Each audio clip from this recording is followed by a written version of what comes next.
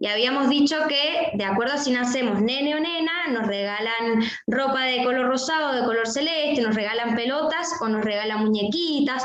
Y así, desde que nacemos y desde que vamos siendo criados y criadas, nos van de alguna manera moldeando nuestra personalidad. Y tendemos a realizar elecciones en nuestra vida de acuerdo a esa manera que tenemos de entender nuestro género, porque la hacemos parte de nuestra identidad. Y habíamos visto que los estereotipos de género son esos como modelos a seguir. Modelos o deber ser, de ser mujer o de ser varón. Y cómo la sociedad a grandes rasgos espera que sean las mujeres, y que sean lindas, que sean delicadas, que sepan guardar silencio, y que los varones, por otro lado, sean fuertes, que sean valientes, que no lloren, que no demuestren demasiada emocionalidad, ¿no? Estos modelos que a nivel inconsciente se nos van grabando y se reproducen de alguna manera en los distintos lugares a donde vamos, en la escuela, en la casa, en el trabajo, en todos esos lugares. Pero para entrar en las cuestiones que tienen que ver con la diversidad sexual, implica ir más allá de estas ideas todavía. No solamente entender, o sea, nos basamos fundamentalmente de entender estas dos diferencias fundamentales, pero va bastante más allá todavía para reinterpretar críticamente nuestra manera de interpretar la realidad y la sociedad. Entonces, aparte de estas dos ideas, de estos dos conceptos de lo que es el sexo y el género, se abre una nueva dimensión que tiene que ver con la identidad de género. La identidad de género es una vivencia interna e individual del género de la persona. Es cómo la persona se siente. Y esa identidad de género puede corresponder o no con el sexo o el género asignado al momento del nacimiento. Entonces acá surge la idea de las personas transgénero, transexuales, que no se identifican con ese género que se les asignó al momento de nacer. Entonces se identifican como personas trans. Transexuales serían las personas que se realizan algún tipo de intervención quirúrgica o de proceso de hormonización. Una persona travesti sería como las personas que utilizan ropa que supuestamente le corresponde al otro género, de acuerdo a ese sexo biológico con el que nació y a cómo la sociedad espera que se comporten. Y las personas trans o transgénero es como una palabra que abarca a todas las demás. Son todas las personas que no se identifican con ese género que se les asignó al momento de nacer. Y a partir de ahí surgen dos ideas más. Son como bastantes conceptos, pero que permiten entender toda la realidad de lo que es la diversidad sexual. Vamos a volver después para reinterpretar estas ideas. La orientación sexual es básicamente quién me atrae, física, sexual, emocionalmente, con quién siento atracción, emocional, afectiva, sexual, así como tiene que ver con mantener relaciones íntimas y sexuales con las personas. Hay distintos tipos de orientación sexual. Acá es como que las vamos a nombrar para visualizarlas. Lo que no quiere decir que sea necesario andar etiquetando a las personas, que es lo que por ahí nos cuesta a todas las personas, o sea, tendemos a poner rótulos, a etiquetar, a racionalizar todo para poder comprenderlo mejor. La orientación sexual es quién me atrae. Y podemos distinguir que las personas heterosexuales que se sienten atraídas hacia una persona del sexo género opuesto, una persona homosexual, que serían las personas gays, en el caso de los varones, y lesbianas, en el caso de las mujeres, que se sienten atraídas física, sexual y emocionalmente hacia personas del mismo sexo. Las personas bisexuales, que se sienten atraídas hacia personas de ambos sexogéneros, pero también hay otros tipos de orientaciones sexuales como la pansexualidad, que tiene que ver con que la persona se siente atraída hacia otras personas más allá del género o cómo se vista o demás. Se siente atraída hacia una persona por las características internas, digamos. Y es como que trasciende el género o el sexo que tenga la otra persona. Sería algo parecido a la bisexualidad. Y una persona asexual es una persona que no siente atracción emocional, afectiva, sexual hacia ninguna otra persona.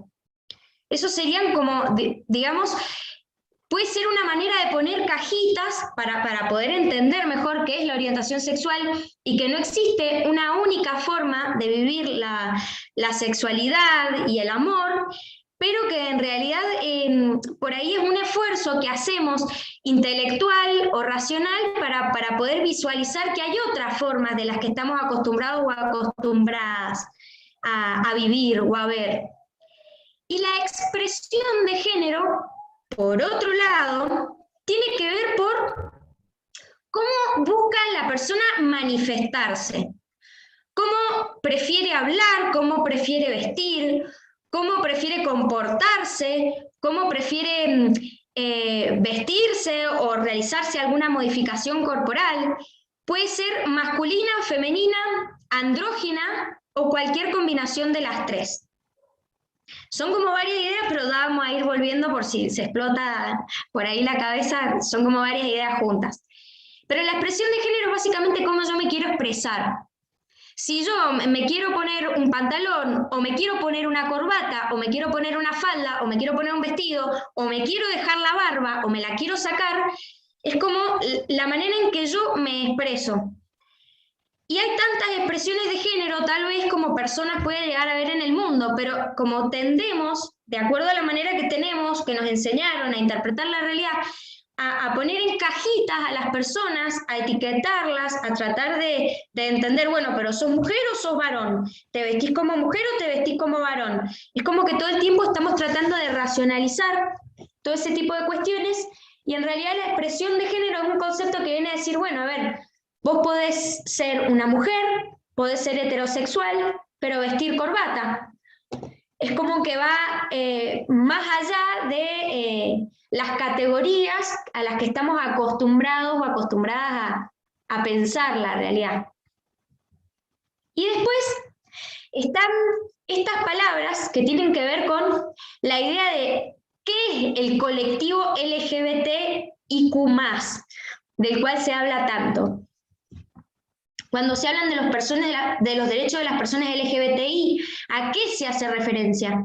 Y en realidad cada una de estas letras, que se le pone un más al final, a estas siglas LGBTIQ+, es porque cada vez se van visualizando y mostrando otras formas de vivir la sexualidad, la orientación sexual, la identidad de género, y es como que ese más ha ido, de alguna manera, agregando siglas para entender y para no excluir a las personas que se sienten diferentes a como estamos acostumbrados, a como nuestra sociedad está acostumbrada a ver la realidad. Las siglas LGBTIQ+ hacen referencia a lesbianas, gays, bisexuales, trans, intersex, y queer lo dejé aparte porque lo vamos a ver después, porque queer en realidad es una teoría.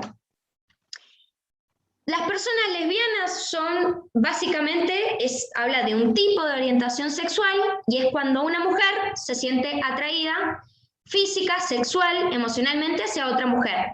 Una persona gay tiene que ver también con la orientación sexual, y es cuando un varón se siente atraído física, sexual, emocionalmente hacia otro varón. Una persona bisexual, como lo vimos recién, también es otro tipo de orientación sexual que viene a decir que una persona se siente atraída indistintamente hacia ambos sexo-género. Las personas trans, como veníamos a decir, es aquella que no se siente identificada con el género que le asignaron al momento de nacer. Esta sigla trans abarca, como decíamos, a las personas travestis, transexuales y transgénero, pero es importante remarcar que hay personas trans que prefieren llamarse travestis o prefieren llamarse transgénero. Entonces, estas son cuestiones que hay que respetar para tratar con respeto a la otra persona. Pero la idea de personas trans abarcaría a esas tres palabras: transexuales, transgénero y travesti. Y las personas intersex son por ahí más invisibilizadas todavía, porque tienen que ver con las personas que nacen con una doble genitalidad. Y esto, que pareciera ser algo extraño y nada más, en realidad son cuestiones que abarcan a muchísimas personas alrededor del mundo. Y lo que ocurre con las personas intersex es que cuando nacen, es como que la comunidad científica, los médicos, las médicas, y los padres y las madres buscan decir, bueno, pero ¿cómo va a tener dos genitalidades? Tenemos que intervenir quirúrgicamente a este bebé para que crezca acorde a lo que vemos como normal. O sea, tiene que ser hombre o mujer, no puede tener doble genitalidad, porque en un futuro puede sufrir. Y muchas veces, y sin consentimiento, porque son bebés, estos bebés son intervenidos quirúrgicamente. Y el problema es que cuando crecen, muchas veces esas personas que fueron intervenidas de bebé se dan cuenta que no se sienten identificadas con ese género que arbitrariamente podríamos decir que se decidió que tenían que desarrollar. Entonces es una cuestión bastante compleja la de las personas intersex. Se trata de una variación corporal de los seres humanos, no es un problema médico, una enfermedad o una patología. Las personas intersex son aquellas cuyos cuerpos, cromosomas, órganos reproductivos y o genitales no se encuadran anatómicamente dentro de patrones sexuales que constituyen el sistema binario varón-mujer. Estaba como con palabras bastante difíciles la última oración. Pero básicamente son estas personas que nacen con una doble genitalidad y que muchas veces, y esto se está trabajando para que deje de ocurrir, desde bebés son intervenidas quirúrgicamente para que desarrollen una de las dos genitalidades, lo cual después puede acarrear un montón de problemas para esas personas. Entonces de lo que se está hablando es justamente que se deje de realizar estas intervenciones quirúrgicas y que después la persona, si lo decide cuando crece, puede elegir o no esa intervención. Y a nivel internacional podemos decir, bueno, ¿por qué hablamos de personas LGBTIQ+? O sea, ¿qué tiene que ver con el sistema normativo internacional, con los cambios que estamos viviendo en nuestras juventudes, en los nuevos paradigmas, en la nueva manera de interpretar la realidad? Y en realidad, todo lo que parte de los derechos de las personas LGBTIQ+, que hacen marchas, que buscan sanción de leyes para sus derechos, que sean respetados y demás, están enmarcados también, igual que los derechos de las mujeres, en lo que son los derechos humanos. Porque justamente esta declaración de la que hablábamos el martes, la Declaración de los Derechos Humanos, que surge en 1948, luego de que se crea la ONU, después de las 2 guerras mundiales que llevaron a una devastación increíble de nuestra humanidad, surge la ONU como un organismo internacional que busca englobar a los estados para que puedan dialogar, generar tratados, declaraciones que vayan inspirando a la comunidad internacional en el respeto a los derechos humanos que claramente habían sido pisoteados en las 2 guerras mundiales. Y esta declaración de los derechos humanos es muy importante para los derechos de las personas LGBTIQ+, sobre todo cuando hablamos de lo que se llaman los principios de Yogyakarta. Los principios de Yogyakarta son una serie de principios que abordan una amplia gama de normas de derechos humanos y su aplicación a los asuntos de la orientación sexual y la identidad de género. Los principios afirman la obligación primordial de los estados de implementar los derechos humanos. Cada principio va acompañado de detalladas recomendaciones a los estados. Sin embargo, el grupo de especialistas también hace énfasis en que todos los actores tienen la responsabilidad de promover y proteger los derechos humanos. Básicamente, los principios de Yogyakarta, habíamos dicho que la Declaración Universal de los Derechos Humanos surge en 1948, es avalada por la mayoría de los estados del mundo, en muchos estados goza de jerarquía constitucional, es decir, de una jerarquía superior a las leyes ordinarias sancionadas por el Poder Legislativo, como es el caso de Argentina.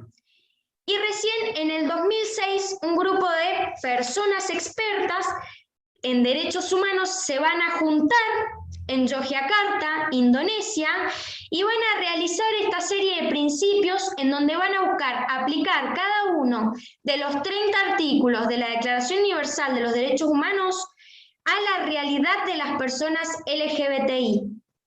Entonces van dictaminando normas que ayudan a los estados a generar políticas y programas que ayuden a la no discriminación, al respeto y a la inclusión de las personas LGBTI.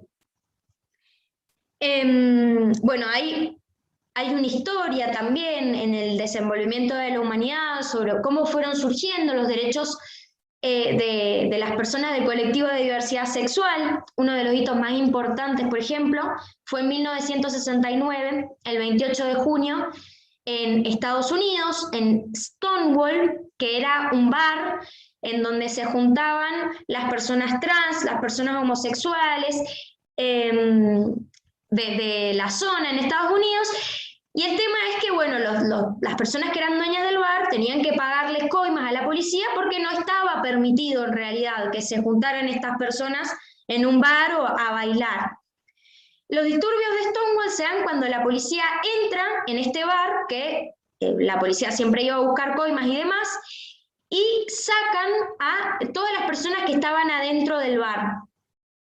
Y lo que ocurrió, que fue un hito, fue que las personas que estaban adentro del bar, ya cansadas de las humillaciones, de la discriminación, de todas las cosas que vivían en la sociedad estadounidense, se levantan contra la policía, le hacen frente. Este episodio, la policía trataba de llevarse presas a algunas personas, se levantaron en contra de la policía, con la visualización inclusive de las personas vecinas del lugar. Y a partir de ahí, de ese hecho, en que este colectivo, el colectivo de diversidad sexual, pudo levantarse para reivindicar sus derechos, para decir, estamos acá y merecemos ser respetados y respetadas como cualquier otra persona, se conmemoran los disturbios de Stonewall y cada 28 de junio, en distintos lugares del mundo, hay marchas sobre el orgullo gay, así se llama, o el orgullo LGBTI. En realidad estas marchas, que por ahí parecieran ser como divertidas en algunas cosas, se hacen algunas actividades, ponen música, en realidad esta marcha lo que busca es hacer que la sociedad tome conciencia de todas las situaciones de discriminación, de exclusión, de odio que todavía existen en nuestras sociedades, y que por más de que los estados tengan que realizar y tomar medidas jurídicas, políticas públicas, programas, para que esta cuestión cultural, esta discriminación, este rechazo se vaya disolviendo, es como que lo que buscan es poner a la luz toda esta discriminación que ellos y ellas viven todos los días, y que la sociedad que no es parte de este colectivo no toma conciencia, sino busca visualizar todos los derechos que todavía le faltan a las personas LGBTI. En esta filmina, por ejemplo, tenemos un señalado en distintos colores. Los colores tienen que ver con los años en que se fue sancionando leyes sobre matrimonio entre personas del mismo sexo. No sé si pueden ver en el mapita. En el caso de América Latina, por ejemplo, 4 países protegen de manera explícita los derechos de las personas LGBT en sus constituciones. O sea, 4 países de América Latina llevan estos derechos al nivel constitucional, que es el nivel máximo dentro de la pirámide jurídica de los estados. 7 países en América Latina y el Caribe reconocen el matrimonio o unión civil entre personas del mismo sexo. Entre ellas está Ecuador, Argentina, Brasil, Colombia, Uruguay, Costa Rica, Chile y Bolivia tienen lo que se llama una unión civil, es decir, permiten que se casen, pero con una figura legal diferente a la del matrimonio de parejas heterosexuales.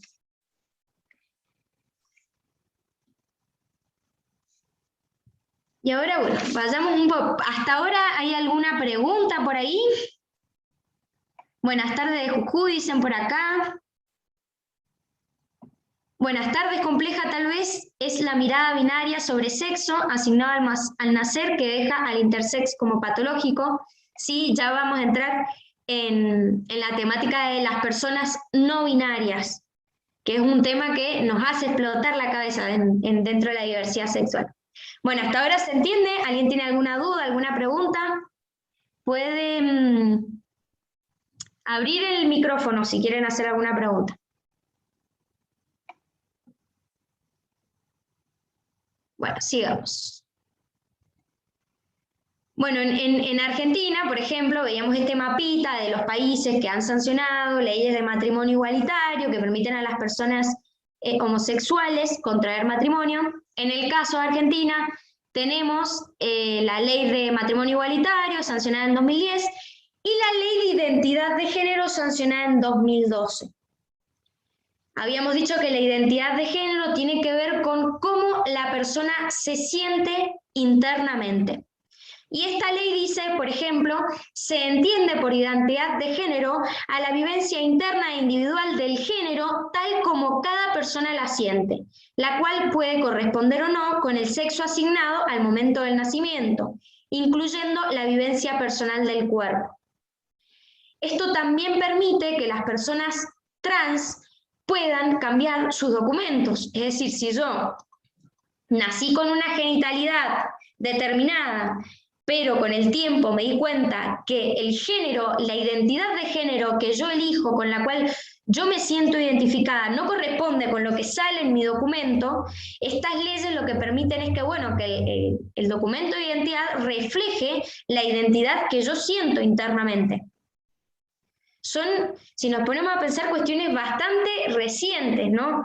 Estas de matrimonio igualitario, identidad de género, que los distintos países van sancionando en América Latina y en el mundo. Los países de Europa Occidental son los que tienen las legislaciones más avanzadas o van un poquito más rápido, igual que, bueno, Estados Unidos. Pero bueno, en América Latina también sigue siendo un desafío porque no todos los países tienen estas leyes. Como habíamos dicho, los países que sí permitían el matrimonio igualitario, entre los cuales estaba Ecuador, Argentina, Brasil, Colombia y demás. Las leyes de identidad de género en América Latina y el Caribe hay 8 países que han sancionado legislaciones en donde se reglamenta el respeto a la identidad de género. Y estos países son Bolivia, Colombia, Costa Rica, Chile, Uruguay y algunos estados de México y Argentina.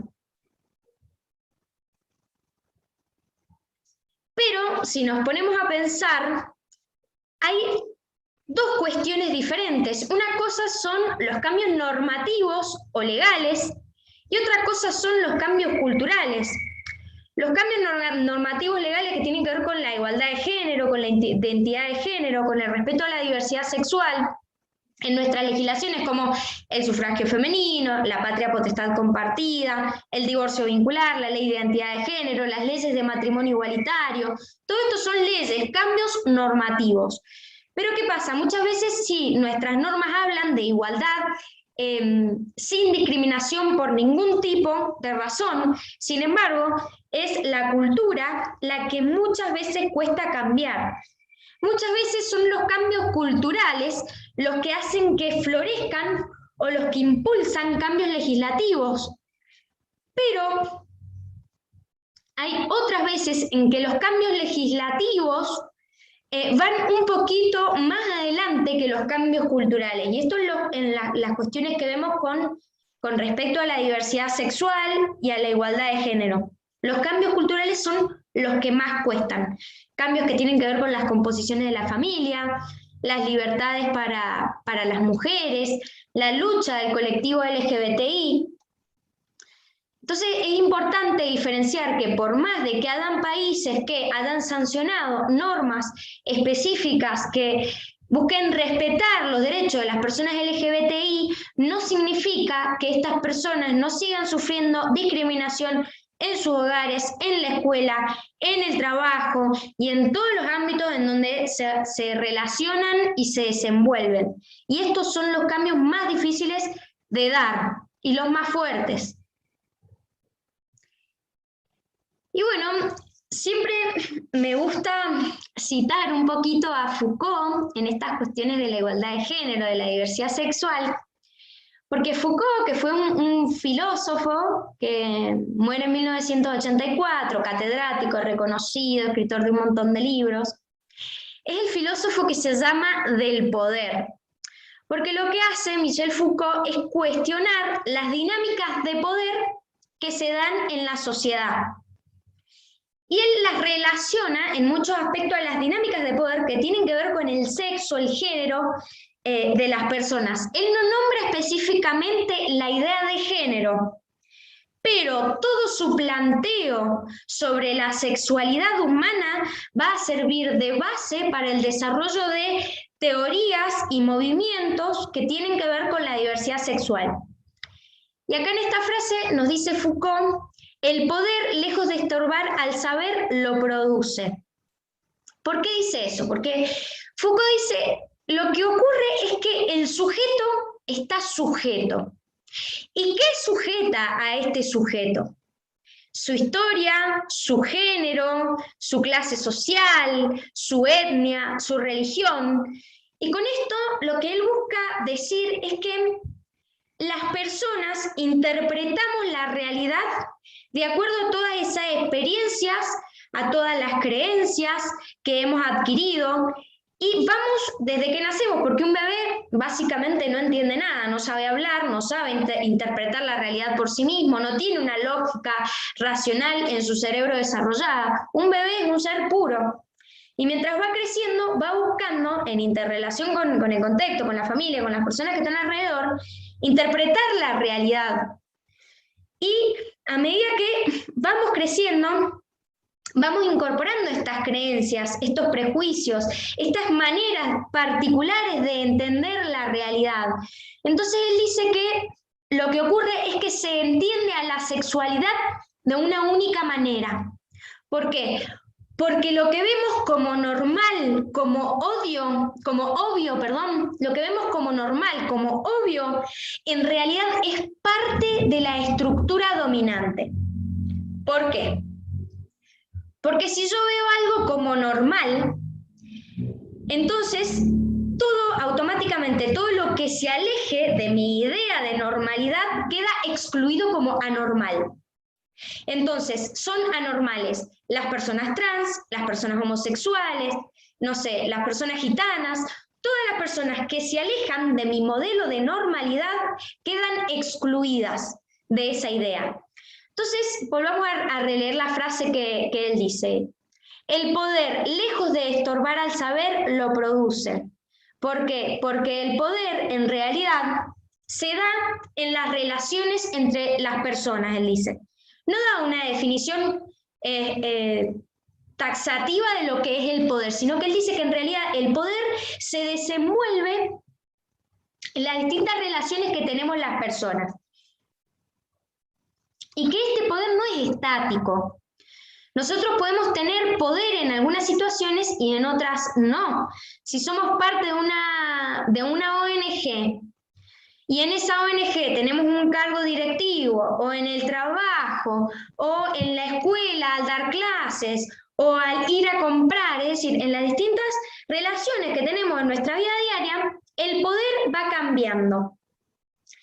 Hay un pensador que se llama Weber, que más o menos define el poder como que es la probabilidad de imponer la propia voluntad a otras personas. Bueno, lo que dice Foucault es que el poder crea un sistema de conocimientos, una manera de interpretar la realidad que al verla tan como normal ya no la cuestionamos. Y si no la cuestionamos, entonces nos domina. El sujeto está sujeto. Si yo no me doy cuenta que estoy interpretando la realidad de acuerdo a creencias que viví de chica o de chico, a prejuicios que fui incorporando, a miedos que fui incorporando, a inseguridades, a toda la forma en que la sociedad y mi familia me enseñó a comprender el mundo, si yo no me doy cuenta de esas creencias, entonces yo no las puedo cuestionar.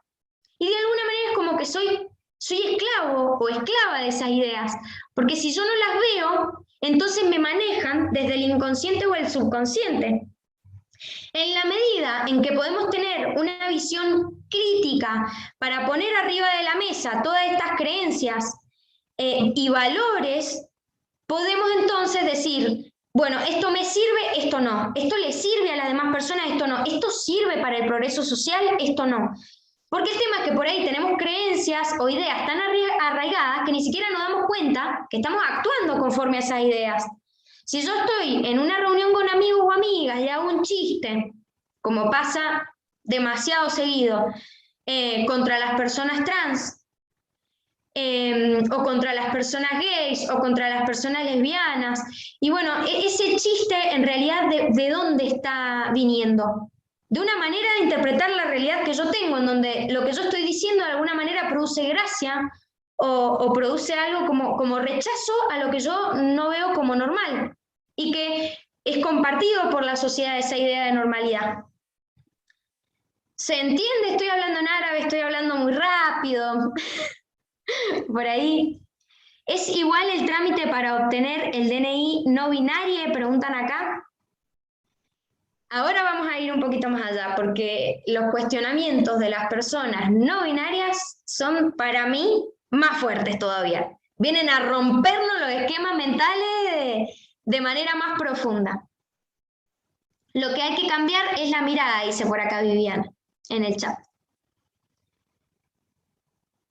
Bueno, y esta idea que tiene Michel Foucault, él era gay, en una sociedad de la época donde todavía era más difícil no pertenecer a la heterosexualidad, o era todavía mucho más difícil ser una persona del colectivo LGBTI, y él desde esa vivencia interna, desde depresiones muy profundas y con la cabeza gigante que tenía, que empezó a elaborar todo un cuestionamiento crítico a la manera de funcionar la sociedad, sus ideas van a servir de base para lo que se desarrolló después en cuanto a lo que es la teoría queer.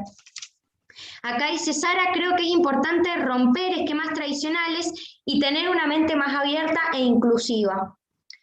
Yo también creo que en realidad se trata de eso. Básicamente, si nosotros y nosotras, si nosotres entendiéramos que todas las personas merecen respeto y punto, no me importa cómo se viste, no me importa si es trans, no me importa si es gay, no me importa si es lesbiana, no me importa qué genitalidad tiene, no me importa si usa barba o si no, si entendiéramos eso tan simple, en realidad todo lo demás estaría de más. Pero como tenemos una manera tan normalizada de comprender la realidad, entonces es como que automáticamente tendemos a excluir todo eso que no vemos como normal. Es el planteo que viene a decir Foucault. Pero ¿qué pasa? Que estas ideas de normalidad, al tachar como anormales a las personas que no encajan en esa idea, generan mucho sufrimiento, generan mucha discriminación. Entonces es esto lo que tenemos que empezar a ver como sociedades. Algo tan básico como entender, respetar a la otra persona por el solo hecho de ser humana. ¿Sí? Y con la mente abierta, y si no entiendo esto porque de repente fui criada en otra época y la verdad que me cuesta un montón entender a las juventudes de hoy, me cuesta un montón entender a las personas trans, a las personas no binarias, es esto, entender que es una persona. Y listo, por esa sola razón merece mi respeto, sin chistes, sin prejuicios, sin exclusiones. Por acá dicen en el chat, a ver, somos personas, ni hombre ni mujer. Un ejemplo claro de poder en nuestra ciudad es el rechazo a la inserción laboral a personas trans, en lo público y en lo privado. Sí, la vida de las personas trans es muy difícil. Las personas trans son excluidas en sus hogares, en primer lugar, muchas veces discriminadas en su propia familia, ese lugar que entendemos que tiene que cuidarnos, forjar nuestra identidad, acompañarnos. Muchas veces estas personas no encuentran ese acompañamiento o ese entendimiento por parte de la familia. Van a la escuela y reciben bullying, reciben discriminación por parte de docentes, por parte de compañeros y compañeras. Van al sistema de salud, el sistema de salud también los excluye, los discrimina. Buscan tener un trabajo digno y resulta que ni siquiera, y esto lo he hablado yo directamente con personas trans, dice, es que ni siquiera me dan una cita para ver si estoy capacitada o capacitada para el cargo. Ni siquiera me dan la cita, y si me la llegan a dar porque no se dieron cuenta de que era trans, dice, las personas que me hacen la entrevista ni siquiera me miraban a los ojos. Entonces, ¿qué nivel de discriminación estamos reproduciendo en esta sociedad? ¿Y cuánto sufren estas personas que muchas veces hasta deciden suicidarse por la cantidad de discriminación que sufren en los distintos ámbitos? Por eso es tan importante visualizar estas temáticas, para hacer sociedades básicamente más justas y más libres. Bueno, hay un pensador, una pensadora que se llama Beatriz Paul Preciado. Él es, porque en realidad es una persona no binaria, que viene junto con otros pensadores y pensadoras a desarrollar lo que es la teoría queer. La palabra queer hace referencia en el idioma inglés a un montón de palabras despectivas contra el colectivo LGBTI. Como por ejemplo, en español podríamos traducir esta palabra queer como puto, maricón, tortillera, marimacho, machona, travesti, loca. Todas estas ideas despectivas que dan vueltas en nuestra sociedad. La teoría queer viene a decir, ¿sabes qué? Todos estos insultos que nos decís, nosotros nos los vamos a apropiar. Y a raíz de eso vamos a desarrollar una teoría, vamos a ser nosotros, nosotras, nosotres, para quien se siente identificado con ese pronombre, vamos a ser quienes cuenten su propia historia. Y la teoría queer viene a explotar un montón de esquemas mentales más profundamente todavía. En realidad la teoría queer empieza a desarrollarse en Estados Unidos porque a partir de que explota la pandemia de SIDA en los 80 en Estados Unidos, empiezan como a darse cuenta a nivel de Estado que tendrían que trabajar las temáticas de educación en sexualidad en las escuelas, en los distintos ámbitos, que tenía que empezar a hablarse más de las temáticas de sexualidad. Y en esos años, en Estados Unidos, empiezan a surgir pequeños grupos de personas dentro del colectivo LGBTI que empezaron a sentirse con una distancia hacia las personas homosexuales que lo que buscaban era integrarse al resto de la sociedad heterosexual. Es como que vienen a reaccionar críticamente ante estas políticas que estaban encabezando sobre todo los varones gays dentro del colectivo LGBTI, que buscaban ser, claro, respetados dentro de la sociedad, pero dejaban de lado a todas las demás minorías sexuales. Es como decir, bueno, los homosexuales sí, estamos empezando a entrar dentro de la idea de normalidad, a ser más incluidos dentro de la sociedad, pero esos varones se estaban olvidando de las personas trans, de las personas, las lesbianas también eran como más marginadas que los gays, de todas estas minorías sexuales, travestis, transgénero, empiezan a juntarse en pequeños grupos y a decir, bueno, no estamos a favor de esta manera en que ustedes, varones homosexuales blancos y de clase media o alta, están buscando integrarse a la sociedad. porque nos están dejando de lado a nosotros. Y a partir de ahí empieza este conjunto de teorías queer, de las personas excluidas, a manifestarse y a desarrollar como un sistema teórico, por así decir, propio, para reinterpretar la realidad de una manera diferente.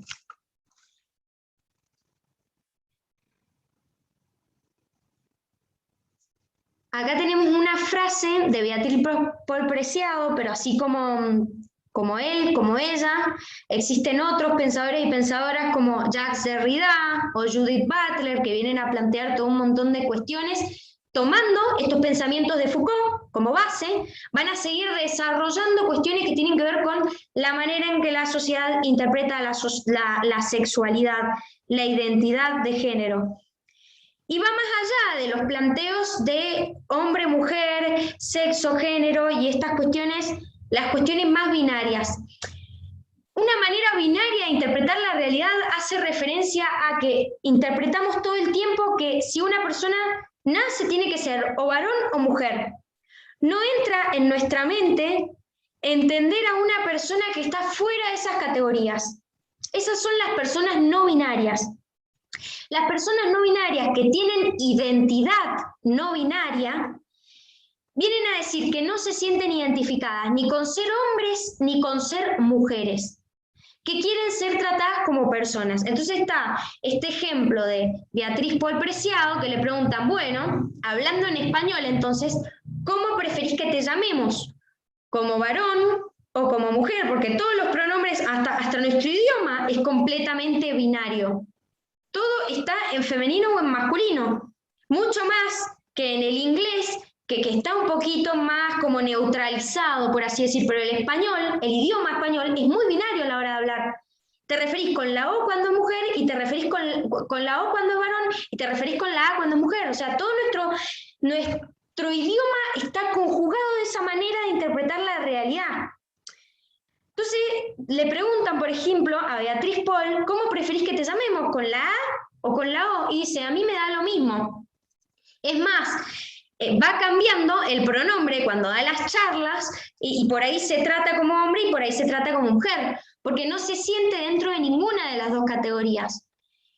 Pero no todas las personas no binarias, que este es un tema que ha estado surgiendo, acá en Argentina, por ejemplo, hace poquito, se sancionó una ley que permite la documentación no binaria dentro de los documentos de identidad, siguiendo la línea de varios países que ya vamos a ver, que también ya tienen legislaciones al respecto de las personas no binarias, pero lo importante en realidad es preguntarle a la persona, ¿cómo preferís que te llamen? Y la persona va a decir, bueno, me da lo mismo si me tratas como hombre o mujer, me es indiferente. O tal vez otra persona va a venir y va a decir, yo la verdad es que prefiero que me llamen por el pronombre neutro, esta idea de la E, que por ahí también genera un montón de resistencias, pero que para estas personas no binarias, que no se sienten identificadas ni como hombre ni como mujer, resulta muy importante en ser tratadas de esa forma. Lo importante es eso, preguntarle a la persona cómo preferís que te llamen, es una cuestión de respeto. Cuesta. Me tocó hace unos 2, 3 años, dimos una charla en la legislatura, era un foro sobre derechos laborales. Y habían 4 personas que exponían de diferentes ámbitos, y la última chica que exponía, que estuvo presente en el webinar que hicimos sobre la identidad como un derecho acá en ICISAL, vino a hablar justamente de las personas no binarias. Y las personas que estaban ahí en la legislatura, claro, cuando termina, como era un foro de debate, terminan de exponer y levantan la mano para preguntar u opinar. Entonces una señora levanta la mano tímidamente y dice, pero es que yo no entiendo cómo tratarlas a las personas no binarias. ¿Las trato como varones o como mujeres? No entiendo, no es que no quiera respetarlas o que las discrimine, es que vengo de una generación anterior y realmente me cuesta mucho entender. Y la chica que estaba exponiendo le responde, lo que pasa es que, ¿por qué tenés que categorizar sí o sí a las personas como hombres o mujeres? ¿Cuál es la razón que te obliga a entender si es hombre o mujer? Y lo principal y fundamental es preguntarle el nombre a la persona. Bueno, también me pasó, que lo he contado, que habíamos hecho una asamblea, también hace unos años, asamblea de jóvenes por la equidad. Venían chicos y chicas, estudiantes de distintas escuelas a hablar sobre cambios culturales y cuestiones de género. Y se les daba la oportunidad de hablar con el micrófono en donde estaban, donde vienen a trabajar los legisladores y las legisladoras. Bueno, y antes de entrar, cuando estábamos inscribiendo, tenía 14 años, yo le pregunto, le digo, ¿cómo preferís que te traten? Porque hasta yo, que trabajo en género y diversidad, no sabía cómo tratarla. Entonces, como tengo tan normalizada la A o la O, es decir, a mí me cuesta un montonazo hablar con la E, me es más fácil escribirlo porque lo pienso un poco más, pero me cuesta un montón hablar fluidamente con la E, no es algo a lo que estoy acostumbrada, esa es la realidad. Y le pregunté, bueno, ¿cómo preferís que te traten? Y ella prefería el pronombre neutro. Ella prefería el pronombre neutro. Pero hay otro caso que me tocó, la conocí hace varios años antes, se llamaba Carolina.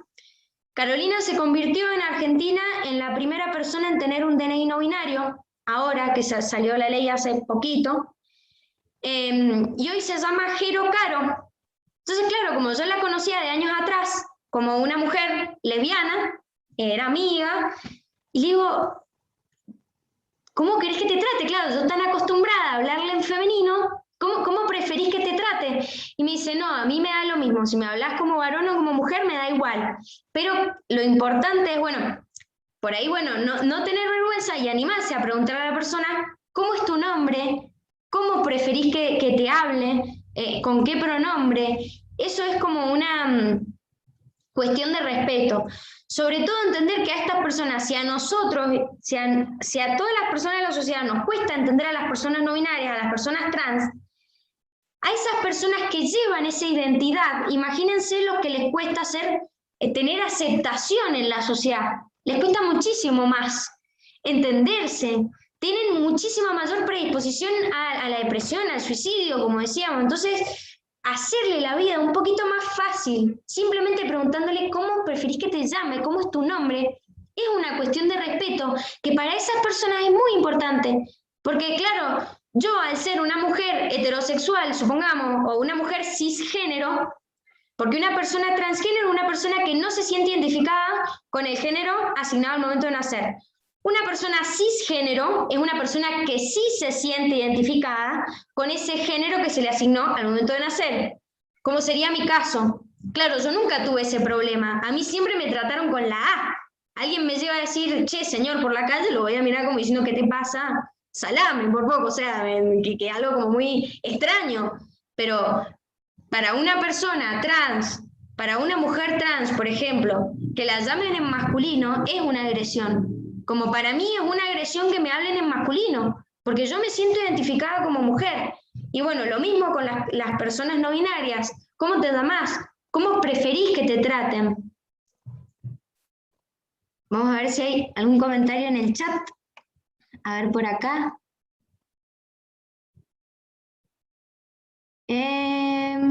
Preguntan si no queda en YouTube. Vamos a ver si lo podemos subir después al encuentro, porque en el encuentro anterior se cortaba cada 2 por 3 Zooms, así que decidimos no transmitirlo en directo por Zoom esta vez, pero vamos a ver si queda grabado y después lo subimos como video. Se lo vamos a enviar por mail si lo subimos.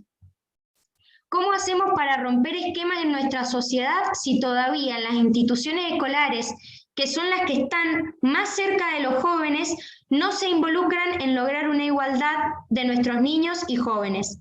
En juegos, deportes, sorteos de juguetes, hasta parizar la bandera siguen diferenciándolos, haciendo que hagan filas de mujeres y varones.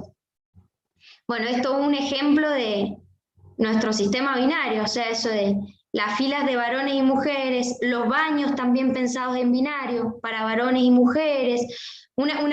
¿Saben lo que para nosotros es normal? Ir a un baño en un lugar público y meterte al baño de mujeres o al de varones, lo difícil que es para una persona trans, porque entra al baño y miran a la persona mal. o le dicen, no, vos qué haces acá, andate al otro baño. O sea, algo tan simple que para nosotros es tan normal, para nosotros y nosotras, para las personas trans y para las personas no binarias, resulta ser un trastorno. No pueden ir ni al baño con normalidad. Y lo mismo ocurre, bueno, es que el sistema educativo es un sistema que también forma la manera de interpretar la realidad, forma valores. Y esos valores, como habíamos visto, se forman a través de los juegos, a través de los deportes, todas estas cuestiones que sí, el uniforme, seguir pensando, obligar a las mujeres a usar falda en el uniforme, qué sé yo, se me ocurre, pero como todo sigue estando dividido en binario. Y si el sistema educativo no se empieza a plantear esto, como lo plantean las leyes de educación integral en sexualidad, y todos estos organismos internacionales que vienen a decirle a los estados, che, hay que hablar de género, hay que hablar de diversidad, hay que hablar de sexualidad en la escuela, porque tenemos índices de VIH que van en aumento. Pues no puede ser que en el día de hoy, con los niveles que tenemos de educación, sigan siendo los jóvenes y las jóvenes las primeras en ser afectadas por las infecciones de transmisión sexual. O sea, hay algo que les está faltando de información. Entonces los organismos internacionales empiezan a ver que estas cuestiones son fundamentales, trabajarlas en la escuela, y empiezan a impulsar a los estados a tomar estas medidas. Lo que pasa es que hablar de sexualidad en la escuela, hablar de género en la escuela, genera muchas resistencias, porque genera para las personas mayores darles a entender que ya deja de ser algo solamente privado de la persona, sino que ya tiene que ver con algo público, con salud pública, con el respeto a otra persona. Si no se habla en la escuela el respeto a las mujeres, ¿cómo vamos a pretender que bajen los índices de violencia de género en el ámbito doméstico? Si no se habla de respeto a las personas trans dentro de la escuela, ¿cómo vamos a pretender que dejen de hacerles bullying a las personas trans dentro de la escuela, que sigan siendo discriminadas en el sistema laboral? Entonces sí, son cambios muy fuertes que generan muchas resistencias, pero que son cambios que cada vez van más en aumento. Generan resistencias, tenemos leyes o programas, en toda América Latina tenemos leyes o programas de educación integral en sexualidad. Cada país lo aplica mejor o peor, y las leyes no garantizan que se apliquen tal cual tampoco. En Argentina tenemos una ley de educación integral, de educación sexual integral, y la realidad es que no lo aplican todas las escuelas, que no todos los docentes quieren aplicarlas, que hay padres y madres que no quieren que se aplique, y así generan un montón de resistencias sociales, pero también un montón de apoyos, porque bueno, hay un montón de padres y madres que vienen a decir, por favor, háblenlo en la escuela porque no sé cómo hablarlo yo con mi hijo o hija. Entonces generan estas cuestiones que se contradicen, pero en realidad los organismos internacionales y la comunidad internacional van en pos de respetar estos derechos y de incorporar la educación sexual integral en las escuelas, de incorporar leyes y programas que tengan que ver con la igualdad de género. Eso son cuestiones que se enraizan en los derechos humanos y que la comunidad internacional entiende a través de tratados, declaraciones y demás, que los estados tienen que ir por esa vía. O sea, tarde o temprano van llegando, pero cuesta porque rompe con maneras de interpretar la realidad. Esa es la verdad. Esta situación se parece mucho a lo que sucede cuando se habla sobre personas que viven con discapacidad.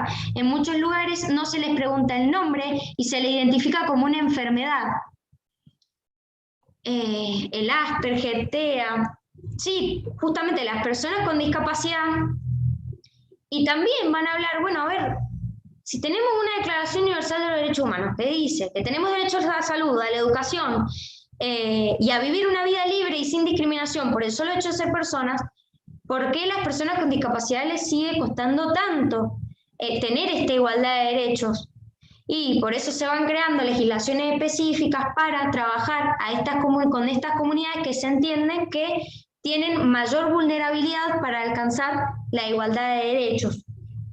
Bueno, las personas con discapacidad también es un mundo aparte, es una verdad, pero cómo también se van interponiendo estas realidades de discriminación, esta idea de interseccionalidad que veíamos el martes. Porque imagínense que sea una persona con discapacidad, que encima sea trans y que encima pertenezca a un pueblo originario. O sea, imagínense los mínimo 3 motivos de discriminación que tiene esa persona. Son motivos de discriminación que se van sumando. A esto se le llama la idea de interseccionalidad. Bueno, la frase de Beatriz Paul Preciado, que está acá, dice: no soy hombre, mujer, heterosexual, homosexual. Soy un disidente del sistema sexo-género. Lo que soy, ¿qué más da? Lo importante es cómo puedo ser libre. Bueno, Beatriz Paul Preciado también es como que dice, bueno, a ver, si esta teoría surge en Estados Unidos con el nombre queer, estaría bueno que en nuestros países desarrollemos nuestro propio término para estas teorías. Porque si esta teoría es la teoría de las minorías sexuales, de las minorías excluidas por cuestiones de identidad de género o orientación sexual, estaría bueno que usemos nuestro propio nombre. Porque si queer se dice en inglés para decirle rarito a alguien y sería equivalente a tortillera, puto, todas estas malas palabras que tenemos acá, bueno, ¿cómo son las injurias, así los nombra, o los insultos que le dicen a esas personas de las cuales pueden apropiarse y utilizarlas a favor? Entonces, por ejemplo, en España, el nombre de este movimiento, de esta teoría queer, por acá lo tengo, se llama teoría marico-bollera trans.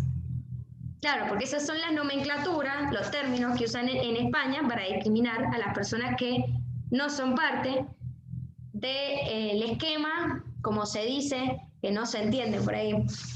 Tengo un compañero de trabajo con el que por ahí debatimos y nos reímos un poco y me dice, claro, pero porque se lo dije a propósito, ¿cómo? Heterosis normativo, ¿de qué me estás hablando? Y yo le digo, bueno, pero vamos por parte. Hetero, de heterosexual, cis, de cisgénero, de las personas que se identifican con el género asignado al momento de nacer, y normativo, porque se da a entender que esas personas que son heterosexuales y que son cisgénero, son lo normal, y todo lo que no son cisgénero o heterosexuales quedan fuera de lo normal. Entonces está esta idea, que por ahí parece difícil, de sistema hetero-cis normativo. Por ahí vienen a aparecer un montón de... Bueno, y ahora vamos a ver si podemos... Voy a mandar ahora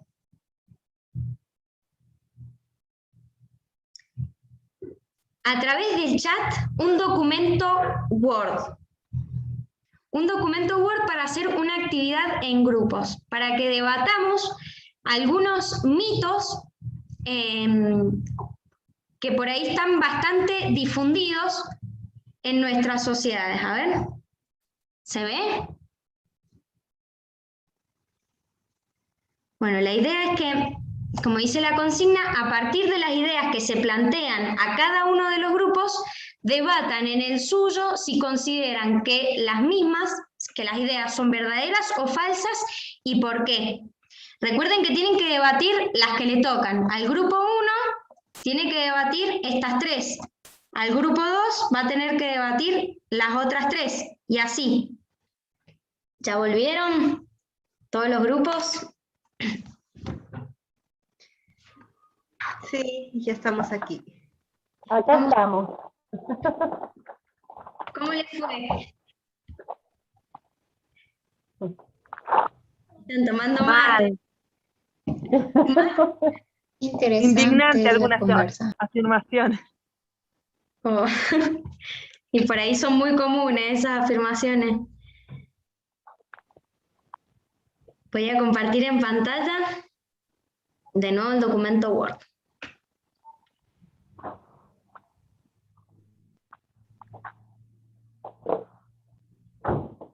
A ver, ¿a quiénes les tocó el grupo 2? Para que lean las frases y nos digan qué les pareció cada una de ellas.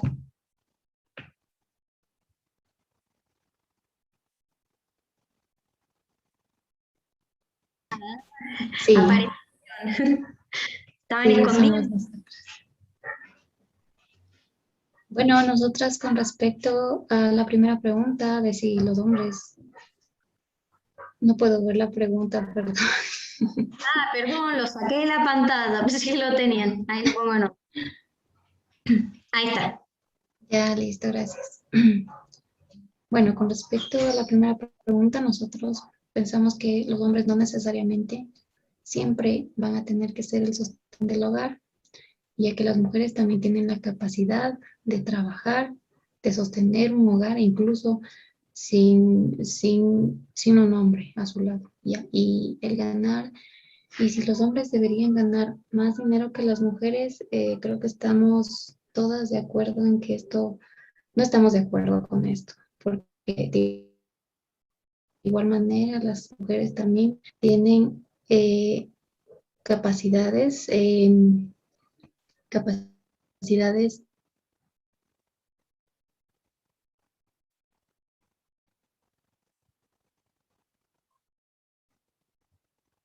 Ahí se cortó. No. Entonces, estábamos conversando que actualmente muchas cosas están cambiando y se está reconociendo esta capacidad de la mujer. Entonces, no estamos de acuerdo con esa primera afirmación. No sé si mi compañera sigue la segunda. Y para aportar también a esa afirmación que habla la compañera, tiene que ver que ahora también hay una diversidad de oportunidades para que la mujer ingrese al mercado laboral. Veníamos de una economía muy patriarcal donde no se daba lugar a que una mujer, por ejemplo, fuese jefa de hogar. Entonces digo, con una economía donde las estructuras se vayan moviendo, no sea la mujer solamente quien asigne los roles de cuidado en una casa, es como una mujer también puede llevar adelante un hogar, ¿no? A través de las oportunidades también que se le brinden para insertarse en el mercado. A ver, la segunda. ¿Otra compañera quiere participar?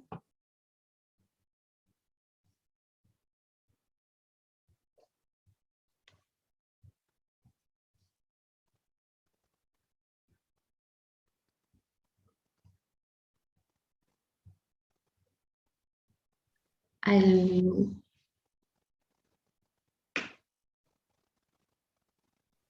Bueno, con la tercera pregunta, si es que una mujer que juega al fútbol o hace cosas de hombre desmachona, estábamos, no estábamos de acuerdo con esta frase, pues cuando una mujer juega fútbol o hace alguna cosa, una actividad que normalmente nosotros asociamos a que son actividades de hombres, simplemente la mujer está demostrando sus capacidades o sus gustos y esto no debería ser limitado, no debería asignarle términos despectivos de alguna manera. Entonces, eso. ¿Alguien más? ¿Alguna compañera? Sí, exactamente eso es lo que habíamos estado deliberando en el grupo, ¿no? Que está, se está cambiando lentamente esa manera de decir esto es para varón y esto es para mujer, va lento, ¿no? Pero como dice la compañera, no hay por qué sacar las capacidades que tiene cada una de las personas, y porque uno es mujer no va a tener la misma capacidad que un varón. Y lo que dije ahí, o sea, el deporte es un deporte y no se debe tener género, que esto es de mujer y esto es de varón, porque se puede hacer, ¿sí? Sí, como dice la compañera, digo, la importancia de deconstruir y de diversificar lo que son las diferentes ramas del deporte, de ir eliminando, más que nada ahora, digo, que hay un avance más social y una evolución para los niños, de que ir eliminando de que, por ejemplo, el fútbol es de varones, la gimnasia artística es de mujeres, y que haya una diversificación para que tengan una mejor elección también, ¿no? Sin prejuicios. Y quedó colgada la 2, la segunda oración,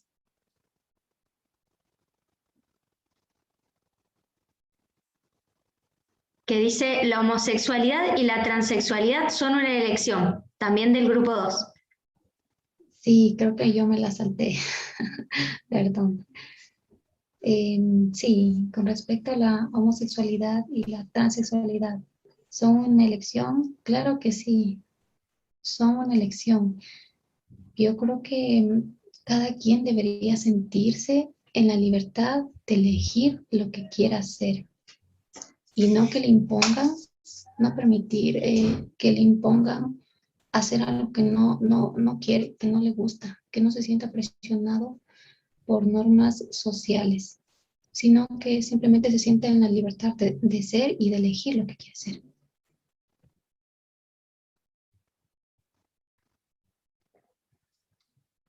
¿Alguien más del grupo 2? Sí, exactamente coincido con lo que dice la compañera, ¿no? Porque somos libres, ¿no? Y libre en el sentido de que uno siente cuál va a ser su género y cómo se siente, y no imponer algo que ellos no lo sienten. Entonces, como dice la compañera, tener esa libertad, ¿no? De ser lo que es y lo que siente, y así no estar haciendo lo que a los demás les guste cuando uno no se va a sentir bien como se siente identificado. Por ahí hay muchas personas gays, lesbianas o trans que cuando les preguntan si en realidad eligieron ser gays o su identidad, responden que en realidad es como que lo sintieron así. Es como que te dicen, bueno, pero es que si yo tal vez hubiera podido elegir ser como la sociedad espera que sea normal, lo hubiera elegido. Hay muchas personas homosexuales que incluso han tratado de tener parejas tratando de ser heterosexuales, pero es algo que va más allá de una elección racional. Y está bueno poder elegir manifestarse y ser libremente como una persona es, sin que las demás personas la juzguen. Pero sí, muchas personas gays, trans, lesbianas te dicen, yo desde muy chico, desde muy chica, me sentía así, desde que iba a la escuela primaria. Y es como que tardaron inclusive tiempo en aceptarse de esa forma, porque sabían que iba a venir mucha discriminación o descontento, no sabían cómo decirle a los padres, a las madres. Es como bastante complejo. Bueno, vamos con el grupo Yo creo 3. que, ay, Sí. perdón, No, no, sí. nada, iba a aportar esto. Creo que la elección viene de poder manifestarse como se siente.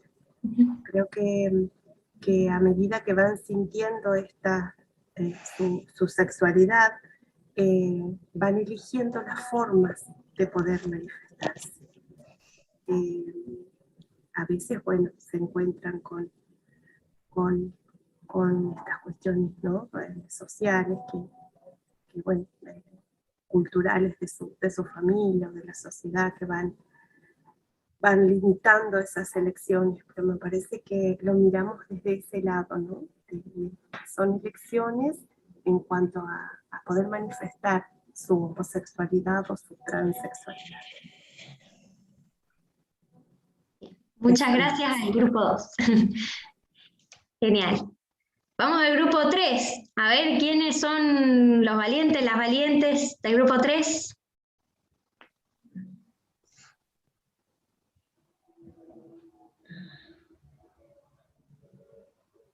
Bueno, yo estuve en el grupo 3.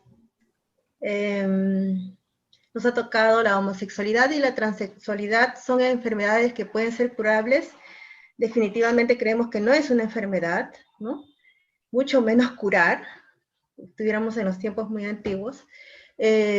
Solamente que se siente, y la persona es lo que siente que es, ¿no? En la segunda, los varones son valientes y fuertes. Bueno, creo que ya está demostrado que las mujeres también tienen esas cualidades, ¿no? Como que también se pueden encontrar varones débiles, no tan valientes, ¿no? Entonces yo creo que eso depende de cada persona. y no es exclusividad solamente de los varones. Y la tercera, no existen mujeres importantes en la historia.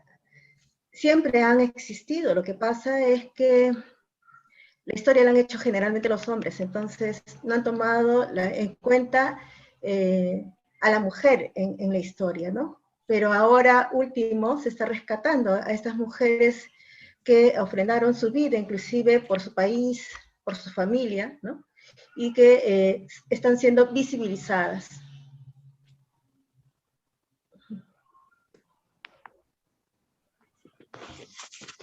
No sé si alguien más del grupo quiere agregar algo.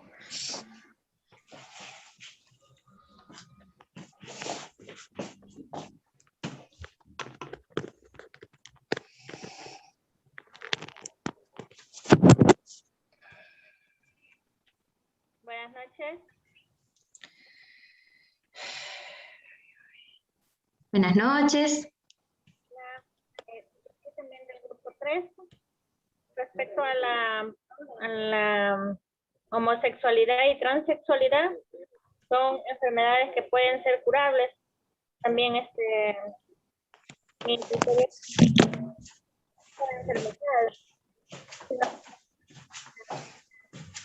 que se van adquiriendo de acuerdo al medio en que habitan, la cultura y también el ambiente social. Que los varones son valientes y fuertes, las mujeres también son valientes y fuertes, no solo los varones. Que no existen mujeres importantes en la historia es falso también, siempre lo ha habido. Por ejemplo, la presidenta de Argentina, una mujer, y entre muchas más, son mujeres importantes en la historia. Gracias.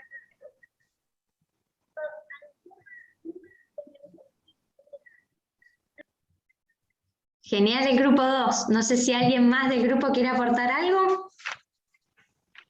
Grupo 3. Buenas noches. Yo no estaba en ese grupo, pero quisiera acotar con algo al respecto de la homosexualidad. Para ser considerada enfermedad, debería tener alguna sintomatología que afecta directamente a algún órgano. Entonces, por ahí también puede haber una explicación de que no se la puede considerar de esa manera. Porque cuando alguien tiene alguna enfermedad, tiene una sintomatología que afecta a la cabeza, al riñón, al hueso, etc. Entonces, este tipo de decisiones, si le podemos poner así, que toman o que deciden serlo, no tiene que ser considerado enfermedad justamente por eso, porque no cumpliría científicamente con ciertos pasos que se pueden determinar para una enfermedad o algún síndrome. Muchas gracias por el comentario. Saben que hasta 1990 la Organización Mundial de la Salud veía a la homosexualidad como una enfermedad mental. Recién en 1990 la sacan de la Clasificación Internacional de Enfermedades Mentales. Y recién en el 2018 la Organización Mundial de la Salud saca un documento nuevo, una nueva clasificación Clasificación Internacional de Enfermedades, en donde excluye a la transexualidad como enfermedad mental, o sea, recién en 2018. Y ese nuevo manual va a entrar en vigor recién el año que viene, en 2022. Pero buenas noches. Convengamos que socialmente hay un grupo, sobre todo de gente mayor, que sigue considerando a la homosexualidad como una enfermedad. O sea, todavía se sigue resistiendo esto de que no es una enfermedad. Sí, es como que estas frases por ahí dan vuelta mucho por la sociedad, son como más normales de lo que querríamos que fueran por ahí. Pero sí, estaban y están por ahí en varios países las terapias de reconversión. Había una época en que exponían a las personas homosexuales a terapias de electroshock para ver si podían cambiar su orientación sexual de esa manera. Bueno, es todo un trayecto, pero al menos, bueno, la Organización Mundial de la Salud desde 1990 la excluyó a la homosexualidad, y a la transexualidad en 2018 también fue excluida como enfermedad mental, al menos como criterio médico, y todavía falta cambiar esa sociedad, como dice Andrea, que se sigue pensando que sí, que son enfermedades a veces. Bueno, vamos al grupo número 4. ¿Quiénes serán los valientes, las valientes del grupo número 4? Hola, buenas noches. Buenas noches. Cristina Herrera de Ecuador les saluda. Un gusto, desde Ecuador.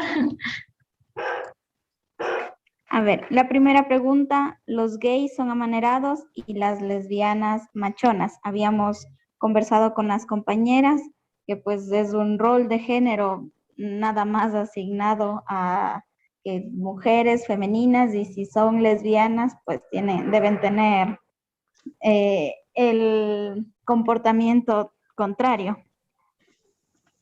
Entonces, estamos totalmente en desacuerdo.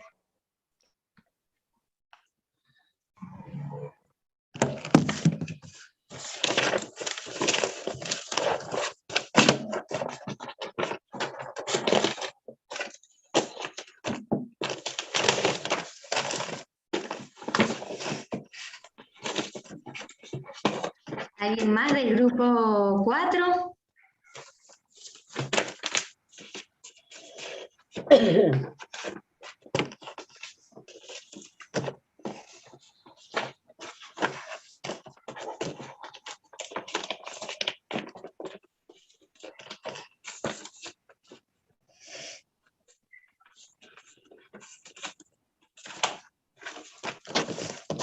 está haciendo ruido como con papel? O si puede mutear el micrófono, por favor. Y a ver, ¿quién del grupo 4 se anima a leer la segunda oración? Que dice, ¿el VIH-Sida afecta solo a homosexuales o transexuales?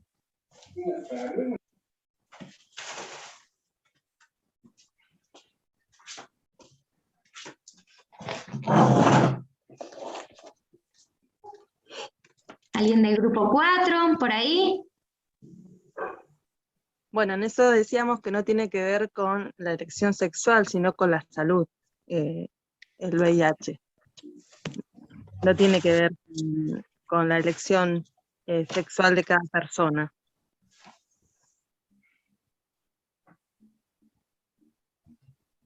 Sí, por ahí es como un mito, que era una enfermedad de personas homosexuales. Hubo una época en que inclusive se pensaba que era un castigo divino. Sí. Así que imagínense, y hoy en día personas heterosexuales, homosexuales se infectan del VIH. El VIH, es importante por ahí decir que cuando está médicamente tratado, la persona puede ser indetectable, es decir, tiene una carga viral tan baja que no transmite el VIH. Por eso es importante que la persona sepa que tiene VIH para no seguir transmitiendo la infección. Pero una persona que está tratada directamente puede llegar a ni siquiera transmitir el virus, porque tiene la carga viral tan baja, tan controlada, que no lo transmite. Interesante, no lo sabía. La 3 dice, las mujeres no tienen capacidad de mando ni de ser jefas, en cambio es natural para el varón. Acá también, nuevamente, como la primera del grupo 4, establece como roles, ¿no? Esto de que cada uno en su lugar y cada uno tiene una función dentro de su rol. Totalmente, a las pruebas me remito, totalmente falso.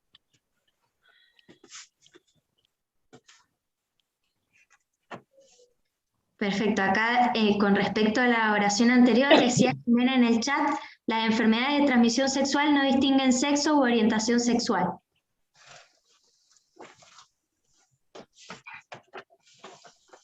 ¿Alguien más del grupo 4?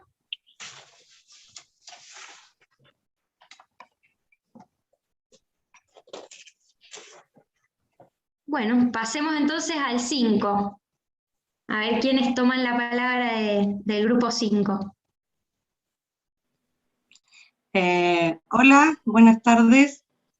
Pilar Rifo desde Chile. Y aquí estamos con el número 5. Según lo que aportamos en el grupo, dice, los gays gustan de todos los hombres y las lesbianas de todas las mujeres. Bueno, coincidimos todos en que no, obviamente no creo que sean de los gays que le gusten todos los hombres, porque esa química va a ser con la persona que ellos solo deseen. No va a ser de que como a la chuña, tengo una elección y quiero con todos, no creo. Y para nadie, yo creo que en ninguna relación nos gustaría ni hetero, ni nos gustaría tener que nos guste todos los hombres ni todas las mujeres. Menos ellos por ser gay ni por ser lesbianas. Coincidimos en todos que eso era falso. La segunda dice, las mujeres tienen que limpiar la casa y atender a sus hijos. Esto es lo natural. Bueno, ahí conversamos harto sobre eso porque en realidad no estamos obligadas. Aquí las mujeres y los hombres podemos hacer lo mismo y eso ha costado mucho obviamente porque Chile al menos es un país súper machista, entonces ha pasado harto tiempo para lograr poder imponer eso, que todos tenemos que colaborar en la limpieza y en la crianza. Obviamente que si nos toca criar solas y cuidar de nuestro hogar solas, lo vamos a hacer igual, pero no obligadamente, no debiera ser, porque los hijos son hechos por ambos personas. Son de los dos. Exacto. Sí, así yo también soy del grupo 5, también comparto lo mismo, que la tarea es de a dos en el hogar. En este caso, en el caso mío, yo vivo acá, yo soy de Argentina, Salta, estoy casada, tengo 3 hijos, ya mis hijos son todos grandes, ya están estudiando, pero yo me acuerdo que yo me iba a trabajar y ellos eran chicos y su papá quedaba, después nos turnábamos y así entre los dos sacamos los chicos adelante. Y en la casa lo mismo, llevarlos al médico, siempre fue compartido. Yo creo que eso también depende, como decíamos también en la charla, según las culturas, bueno, no quizá cultura, sino como que ya viene de generación en generación de que al menos nuestros padres, de que el hombre tiene que salir a trabajar, traer la plata y llegar a la casa y la mujer ya tiene que tener la comida, ropa y todo listo, ¿viste? Entonces ahora no es así.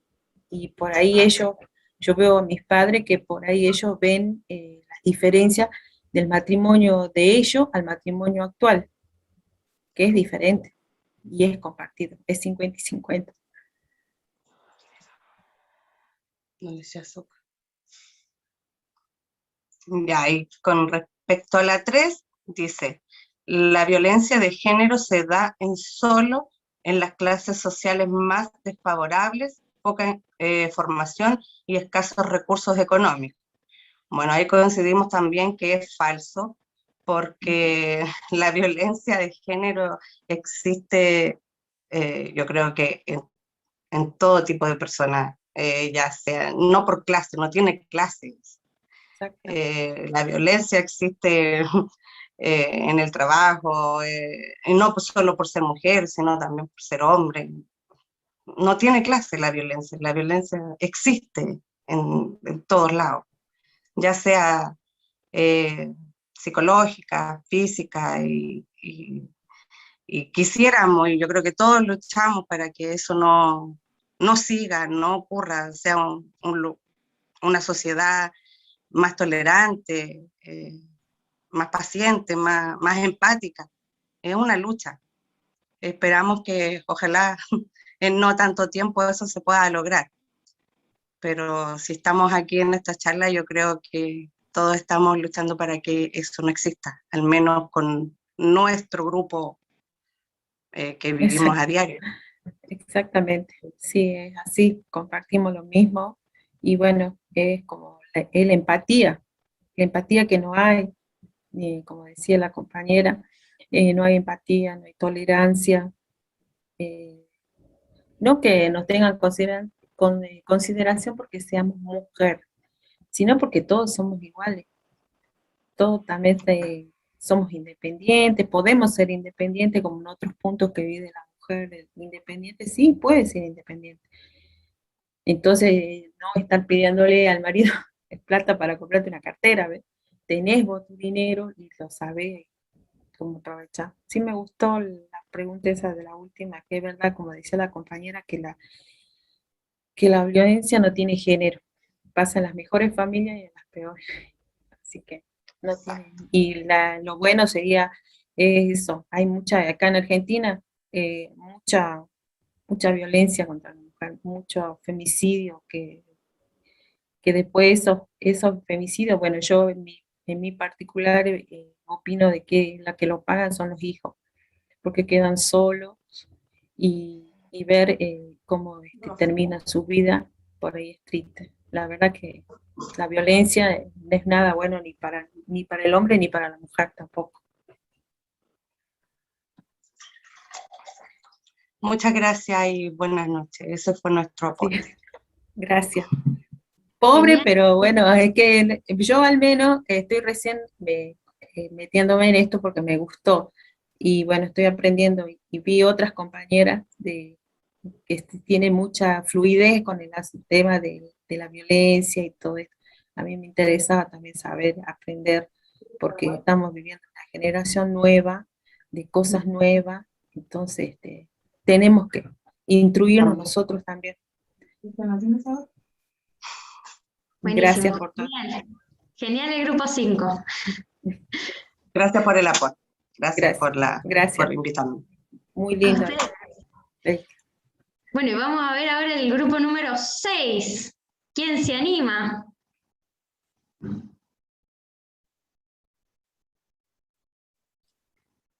Hablo yo. ¿Qué tal? Buenas noches. Es Salta Capital.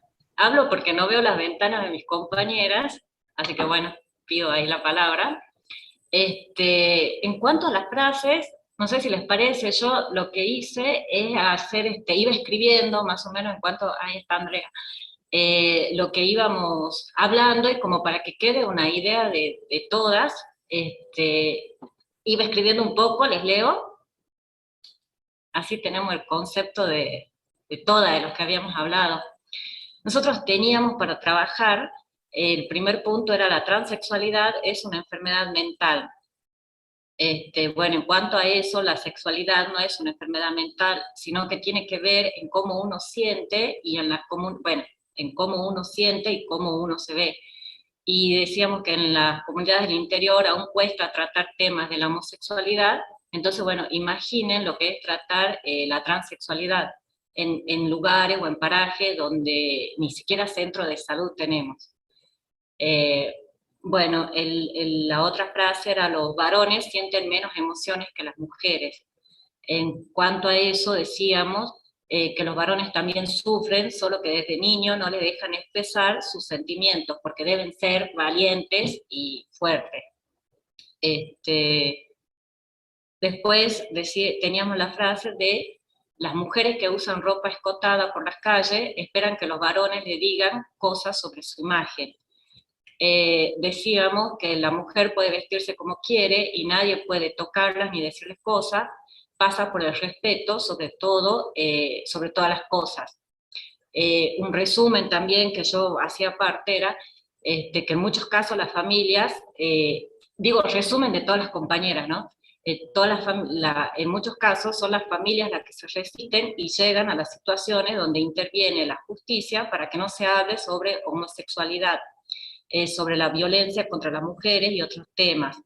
En muchas comunidades el modelo tradicional del patriarcado tiene mucha fuerza, Lo vemos, por ejemplo, en la familia donde las mujeres son cabeza y siguen siendo sometidas por sus parejas. También hay mujeres que reprimen desde la crianza a los niños con el comentario de los hombres no lloran, o del hombre debe ser la contención de la esposa, cuando la contención en una pareja debe ser mutua. Otra compañera escribía que para hacer una conquista debe estar instalada.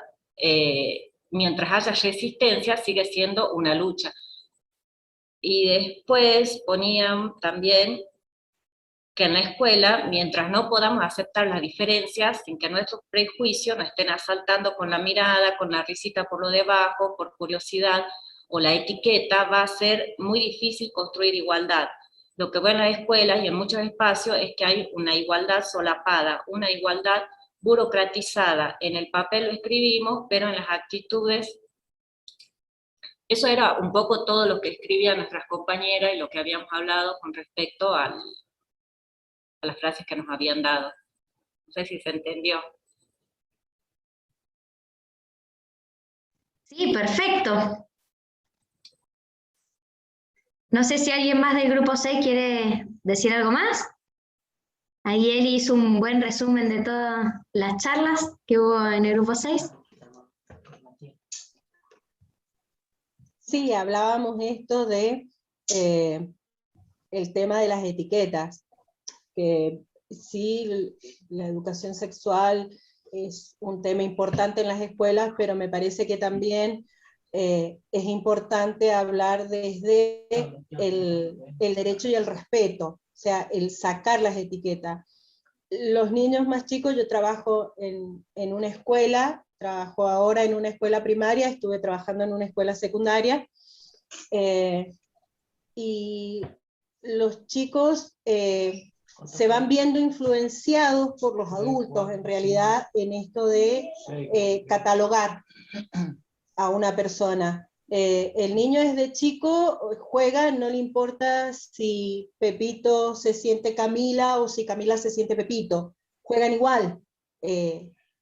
La nena puede jugar al fútbol sin ningún problema, y el varón puede jugar a la casita sin ningún problema.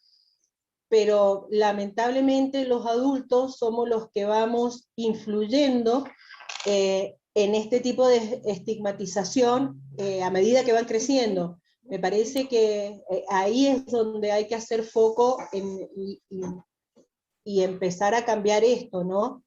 Que se empiece a hablar más de la persona y no tanto de si es gay, transexual, esto de, por ejemplo, la pregunta anterior, de que si a los gays les gustaban todos los hombres y a las lesbianas todas las mujeres. Yo tengo amigas bisexuales, y yo en mi ignorancia le pregunté que cómo se enamoraban. O sea, ¿cómo te enamoras de un hombre o cómo te enamoras de una mujer de la misma manera? Y me dice, mirá, el amor es universal. O sea, no es que yo me voy a enamorar de vos. Capaz que me enamoro de vos, pero me pintó más Juan. O sea, el hecho de me enamoro del amor, no me enamoro de la persona, me enamoro de quién es esa persona. No es que ando buscando a todos los hombres si soy gay o a todas las mujeres si soy lesbiana. No tiene nada que ver con el género, tiene que ver con el sentimiento. Entonces, si empezamos a apuntar esa mirada, me parece que ahí van a empezar a cambiar las cosas. Yo soy amiga de la presidenta de diversidad acá en Mendoza, y ella me enseñó esto de la mirada sin estigmatización, y ha conseguido muchas luchas, mucha ley, como la de cupo laboral para las personas transexuales. Entonces yo le decía, yo te aplaudo, pero me parece que no. O sea, yo te aplaudo y te apoyo, y si tengo que salir con una pancarta, yo he salido a apoyar la lucha de ella, pero es como una sensación ambigua de que ¿por qué tenemos que salir con una pancarta si es persona y si está capacitada? O sea, no me importa su vida privada, me importa que sea capaz y que sea respetuosa. Entonces me parece que ahí es donde tenemos que apuntar la mirada desde las escuelas, desde los más chicos hacia los más grandes. Eso también lo planteé en el grupo.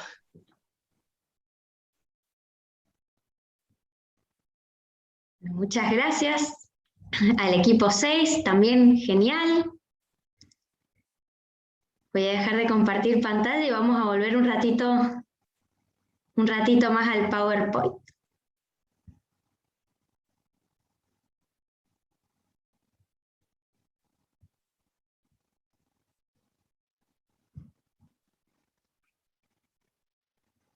Bueno, todo esto que vimos en los grupos, por ahí son ideas que hemos escuchado más de una vez, pero está bueno replanteárnoslo para ver, bueno, la próxima vez que nos pase, o que estemos con amistades, o en la familia, que salga alguna de esas ideas, poder decir, tal vez sin pelearnos, pero decir, che, bueno, esto no es tan así, pensémoslo mejor, pero son como mitos que andan dando vueltas por ahí, son como demasiado normales.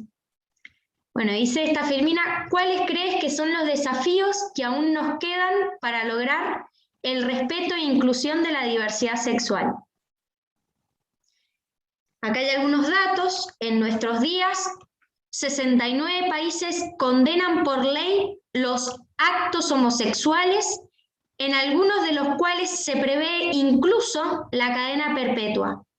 En 26 estados, la condena máxima por los actos homosexuales varía entre 10 años de prisión y cadena perpetua. Y existen 6 países en los que la pena de muerte puede ser aplicada. Incluso cuando la homosexualidad no está penada por ninguna norma legal, las discriminaciones y agresiones físicas se multiplican en distintos lugares del mundo. Las personas transgénero son las más vulnerables a sufrir violaciones a sus derechos fundamentales. Les voy a enviar el PowerPoint, también cuando terminemos acá en el seminario, y en un ratito mando de nuevo la lista para la certificación y asistencia. Bueno, acá tenemos una encuesta que se hizo en Argentina, para tomar como ejemplo, para personas trans en 2012, y se vio cuántas habían terminado el secundario, el nivel secundario, que es el último nivel está el primario y el secundario en Argentina. Y antes existía el polimodal, que bueno, era parte del secundario, pero sigue siendo antes de la universidad, digamos. Solamente el 31% de las personas trans encuestadas había terminado el secundario. Asiste regularmente o asistió a un establecimiento educativo. La mayoría asistió, pero en algún momento del sistema educativo desertaron y no terminaron el secundario. El 70% de las personas trans encuestadas habían dejado el secundario. Estuvo en situación de prostitución. Las mujeres trans encuestadas, el 73% habían dicho que habían estado en situación de prostitución. Y el 72%, casi la misma cantidad, dijo que estaba buscando otra fuente de ingreso. Y les preguntaron si esta búsqueda se dificulta por su identidad trans. El 82% dijo que sí, que les costaba encontrar un trabajo por el solo hecho de ser trans. Estas encuestas por ahí, la verdad es que la mayoría de las personas, al menos en Argentina, trans, se dedican a la prostitución. Es una realidad, porque son muchas veces echadas de sus hogares, echadas del sistema educativo, discriminadas, entonces lo dejan, discriminadas en el sistema de salud, van a buscar trabajo y no les dan, y muchas veces realmente no tienen otra fuente de ingreso. Esto es una realidad de las personas trans, por eso en muchos países se está trabajando el tema del cupo laboral trans o la inclusión laboral trans, porque son personas tan estigmatizadas y tan discriminadas en todos los ámbitos sociales, que es como que se trata de buscar alguna ley que por lo menos, bueno, les ayude a tener vidas un poco más dignas. acá tenía unos datos de América Latina. Las expectativas de vida de las personas trans son de 35 años en promedio. Imagínense, el 70% de niños y niñas trans sufren violencia en los hogares, el 70%. El 77% de adolescentes trans son expulsados de sus hogares de origen. El 90% de la discriminación de personas trans tiene lugares en hospitales y centros de salud. Hubo un caso en la pandemia en Colombia, en el cual una mujer trans que tenía síntomas compatibles de COVID había llamado a la ambulancia y la ambulancia se resistió a atenderla porque era trans. Y esta mujer falleció durante la pandemia. Y encima la pandemia lo que ha hecho es que la mayoría de las personas LGBTI trabajan en el sector informal y por lo tanto no tienen acceso a un seguro social. Entonces toda la cuestión de la pandemia ha agravado muchas veces los casos de discriminación y violencia, sobre todo en los casos en que de repente los echaron de las casas, no sabían a dónde ir en plena pandemia o vivían situaciones de violencia dentro de la casa que tenían que quedarse ahí porque no tenían otra. Lo mismo ha pasado también con los casos de violencia doméstica, de violencia contra las mujeres, con el tema de la pandemia. Se han agravado en muchos casos varias situaciones. Acá hay un video de Tiziana, la historia de la niña trans salteña, que es la primera niña trans en Argentina en tener un documento acorde a su identidad de género. Tiziana no siempre fue Tiziana.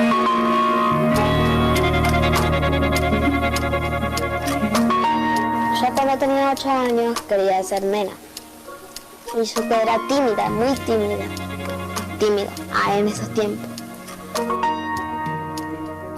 A los 6 años se me plantó un día y me dice, mamá, yo soy gay. Le dije, ¿vos sabés lo que significa ser gay? No. Y entonces traté de explicarle. Ella me miró así como que no, mamá, eso no. A los 8 años, Tiziana se armó de valor para contarle a sus padres cómo se sentía. Íbamos en el auto con el papá, íbamos los 3 solos. Y me dice, yo tengo un sueño. Yo tengo ese sueño todas las noches. Que cuando yo me despierto, soy una nena, me veo en el espejo y soy una nena. Yo quiero ser una nena.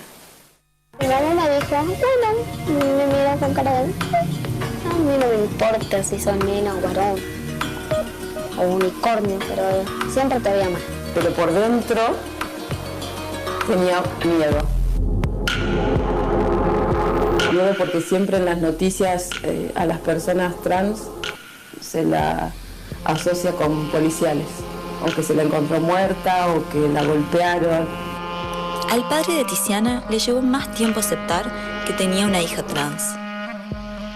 Sentí escalofrío cuando me habló y me dijo que se sentía nena, porque a mí me criaron que los hombres no lloran. Me dije a mí mismo, ¿qué estoy haciendo? ¿Por qué le voy a negar el amor a mi hija? ¿Por qué me voy a poner del otro lado, como rechazándola, negándola, no ayudándola a que ella sea quien quiere ser y se construya como ella quiere construirse? A los 10 años, Tiziana se convirtió en la niña trans más joven en obtener el cambio de documento de identidad en la provincia de Salta, Argentina. Ahora, su DNI refleja su verdadera identidad de género. Cuando recibí mi DNI, recibí como si fuera mi primer cumplido de nena.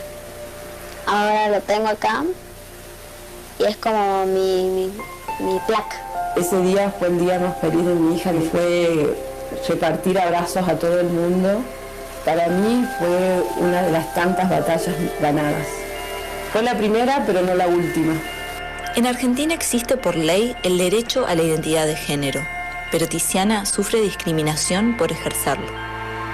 La verdad que está siendo un poco dura la vida con mi hija, solo por ser. Y muchas veces duele. Tiziana es rechazada por el resto de su familia y dice que sufrió bullying en el colegio al que asistía. La principal causa creo que es la ignorancia y la falta de empatía, porque mi hija no pide que la acepten o que estén de acuerdo con lo que ella siente, sino que la respeten.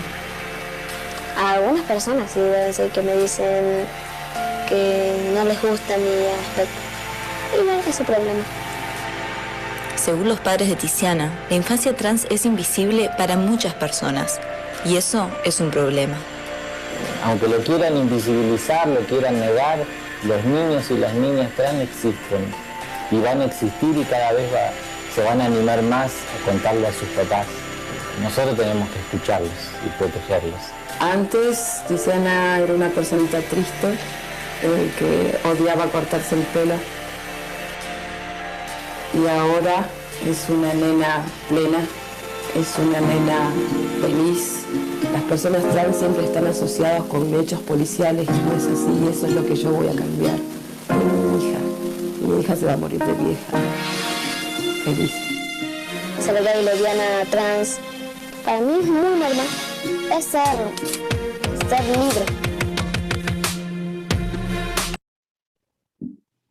El desafío de las infancias trans. En 8 países de América Latina y el Caribe tienen una ley de identidad de género. Los países son Bolivia, Colombia, Costa Rica, Chile, Ecuador, Uruguay, Argentina y algunos estados de México.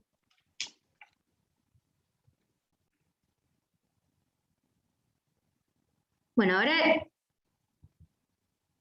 les voy a enviar por el chat el formulario de asistencia.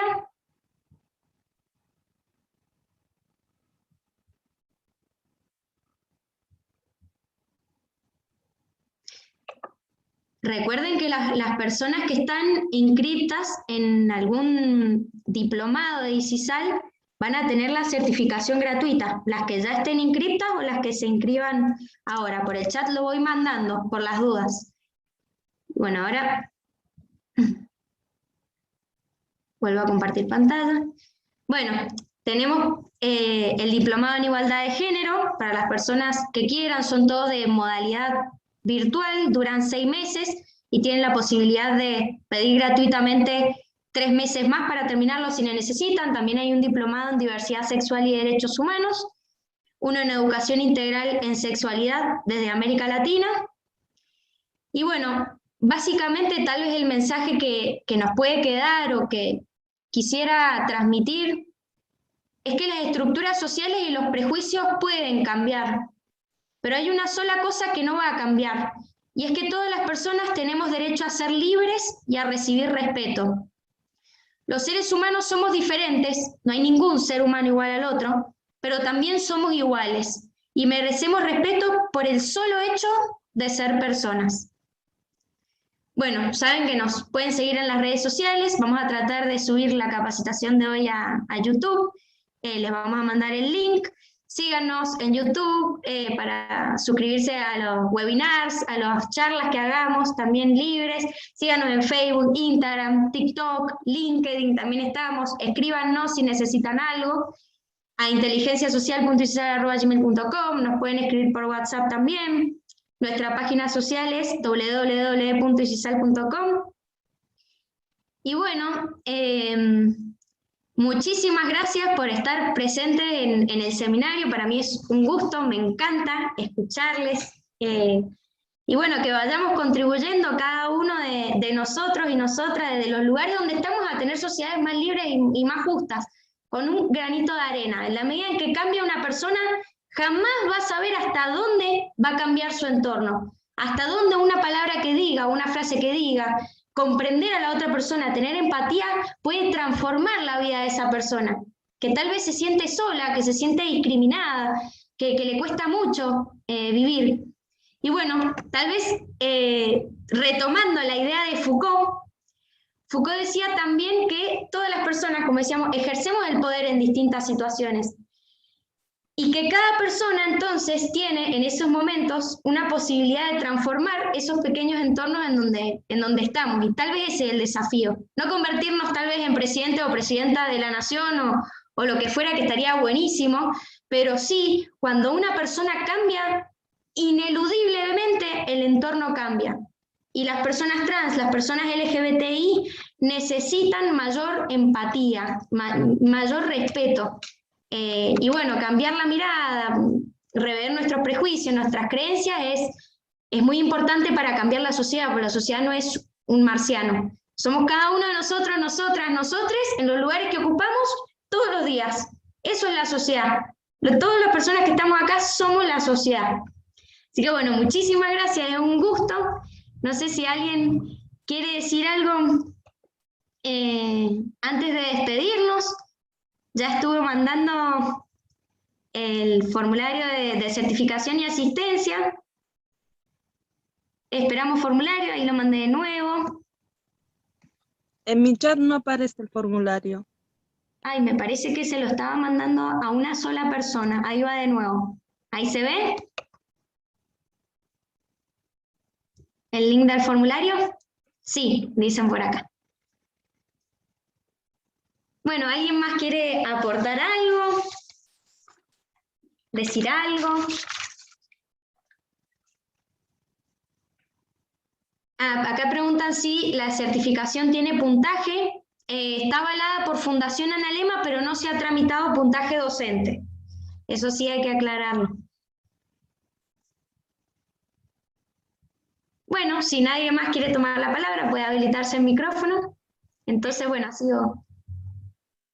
Profe, primero agradecer el espacio, que es fundamental. Soy Viviana Hermosilla de San Martín de los Andes, soy docente, y hermoso el mensaje de que podamos ser como multiplicadores de este encuentro, contárselo a nuestras familias, nuestros vecinos, así sea a la persona que nos atiende en el supermercado. Siempre es importante dejar o sembrar estas inquietudes, porque como usted decía, cuando nosotras cambiamos, cambian todo nuestro entorno.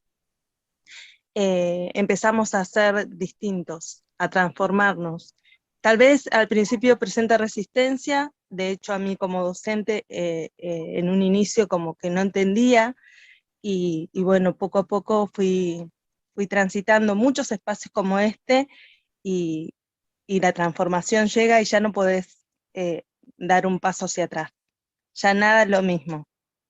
Y esto del lenguaje, que también siempre decimos, yo siempre me interpelo de cómo nos expresamos, ¿no? Porque como construimos con el lenguaje realidades, es importante poder revisar nuestra forma de decir las cosas, porque a veces tenemos buenas intenciones, y en realidad no sabemos con quién estamos hablando, o en este mismo grupo no sabemos, no nos conocemos todas.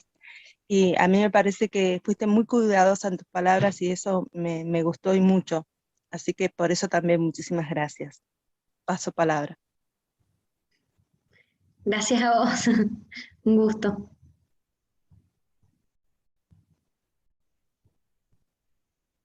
De igual forma, yo te quiero agradecer. Ha sido muy provechosa esta charla. He aprendido bastante y espero poner en práctica todo lo que he aprendido hoy día. Espero poder transformar algunas mentes, ir de poco a poco cambiando estas estructuras sociales que de alguna forma nos han oprimido, especialmente a las mujeres. Muchas gracias.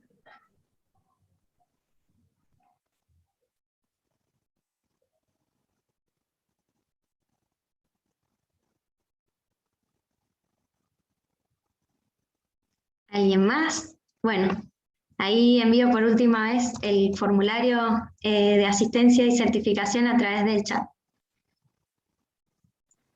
Muchas gracias y saludos desde Chile. Me fascina la exponencia y lo sigo en los diplomados y todas las charlas, así que feliz de la oportunidad. Buenas noches, doctora, desde Ecuador, Machala. También les saludo. Una excelente ponencia, ha sido de mucho agrado, mucho conocimiento que he podido recoger de su ponencia, doctora. Felicitaciones. Gracias. Bueno, muchas gracias a ustedes, es un gusto. Y bueno, nos vamos a seguir conectando en charlas, seguramente les va a llegar notificaciones o a través de las redes sociales sobre charlas que sigamos haciendo, sobre cuestiones de desarrollo humano.